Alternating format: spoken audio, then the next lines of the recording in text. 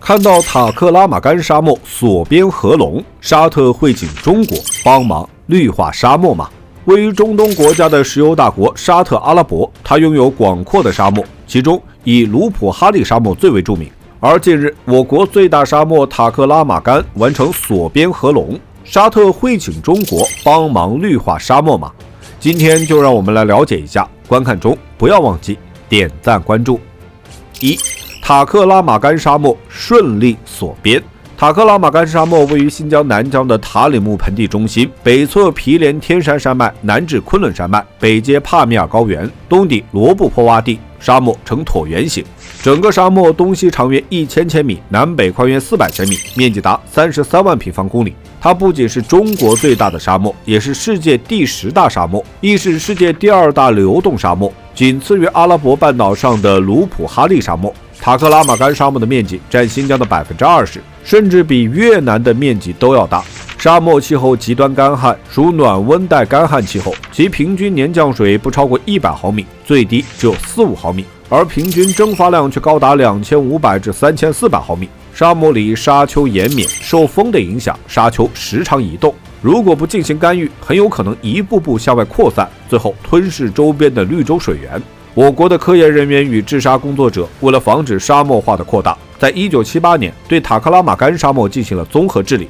经过40多年的时间，我国以此在沙漠的外围建立高力士沙障、草方格、宽力带3道防线。这道阻沙防沙带将流沙一点点地固定起来，让沙漠不再向外扩散。这一防护带在去年的年底已经成功修建了2761千米，但是仍有285公里的缺口带不齐。这一部分是在塔克拉玛干沙漠的南部，这一区域覆盖在新疆和田地区的皮山县和玉田县，这里的风沙危害最深，条件也最是恶劣，所以想要在这里修建阻沙防护带工程的难度是最大的。塔克拉玛干沙漠边缘阻击战在2013年11月份正式开始，285千米的缺口在今年的11月28号完工，全长3046千米。环绕塔克拉玛干沙漠边缘的绿色阻沙防护带彻底实现锁边合拢。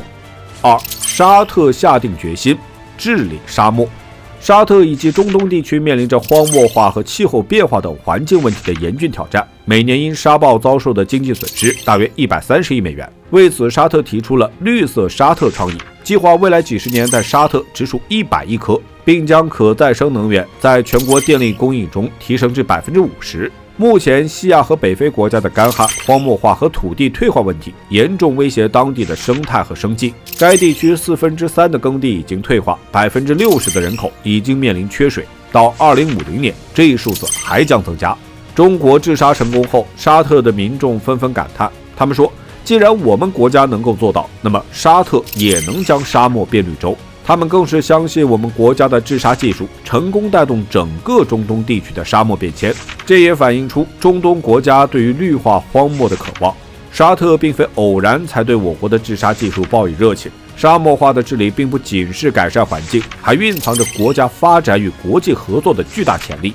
中国与沙特之间关于生态治理与经济合作等领域，在近几年开始逐步深化。而绿洲梦想正好与两国发展的共同需求相契合。在国际大环境下，沙漠绿化不仅是生态层面的宏大工程，还可能为区域经济发展带来新机遇。沙特国家计划借助绿色项目来推动旅游、农业及新能源产业的兴盛，而中国的治沙技术为其提供了强大的支持与助力。中国作为世界第2大经济体，将成为沙特的重要合作伙伴之一。中沙两国的合作不仅将带动两国的经济增长，还为全球治理沙漠提供了许多启示。